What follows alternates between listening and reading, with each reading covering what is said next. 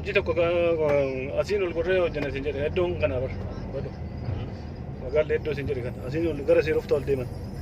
Bakka yeroo darbee. Seeroftaa. Bakka yeroo darbee. Inni ittanii bireessan.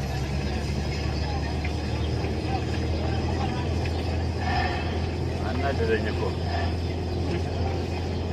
Anna jireenya nee rafte kana inni oowwasite. Rafte kana achi dabsidanaa lamman saroo. Boroo osoo dhagaan bagaaraa baga ta'e hojiin seennaa. Galeera baay'ee. Guyyaa boqonnaa kiyyaati kun. Osoo hojiin dabarsinee oo. Osoo hojiin dabarsinee oo maal nuti taqqaabi. Isaanuma sana. Wallaahi baraasa jalaa goota yaasoo taraasa. Ani laali. Egaa dokumentari arsii keessa ba'uun hin oolanne hin oolamne makiina kireeffadhaa shirkaan illee achumaan goramee arsii asallaallee kabariin haa hojjetamu jedheen hojjetamuu isaa eeganollee kun arreeffachiisaa jedhe polisii maaltu nagee jedheen.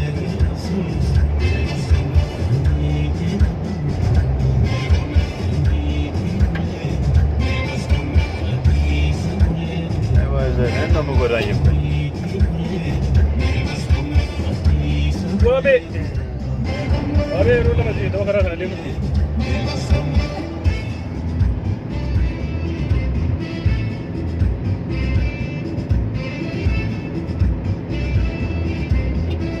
Magaalli waabee si jedhe iddoo waabee nagaa soddaan si jenne kan iddoo waabee naga waabee soddaan si jenne naga baasu iddoo magaalaa waabee. Lafa arsiif bareedamtu badda baasu illee laga kan. Duraan kaa. Duraan daangaa arsiif baaleeti.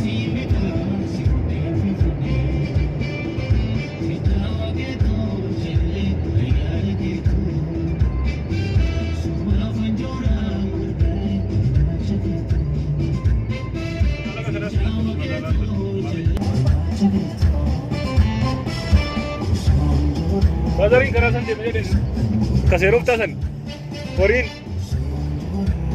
iddiin keessan buutu jedhe horiin itti gadi yaa'ee otara san gadiitti. Bazariin kiyya. Asa jiranii. Makiina kunu tasaabii fe'ame garbuu fe'aa waliin deddeebi'aa bara. Gubbaa sanii ol bahee garbuu fe'anii fidan. Gofarii fi kanallee horiin bakka irra garagalee oola jedhan. Asii ashookaan aanan isaa akka warra salaalee sanii gurgurama jedhan. Amma kaa.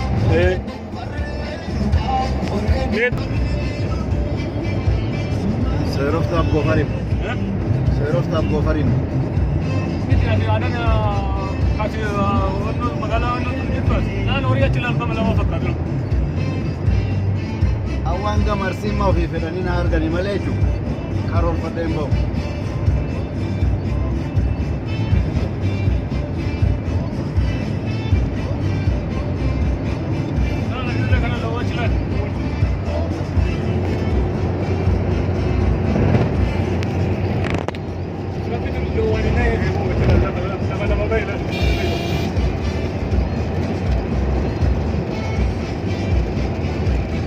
Lafa gofar.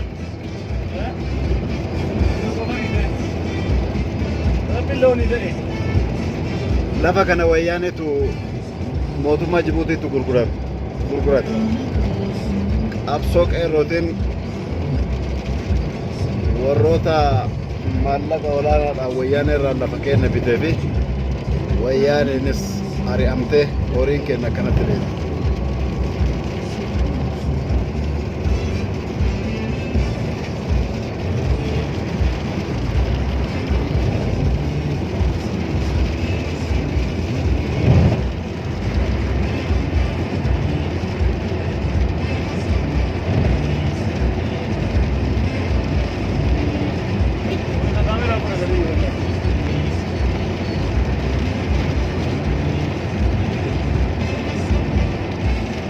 Durani ya, bukan. Maka kalau kita yang benar dia nak.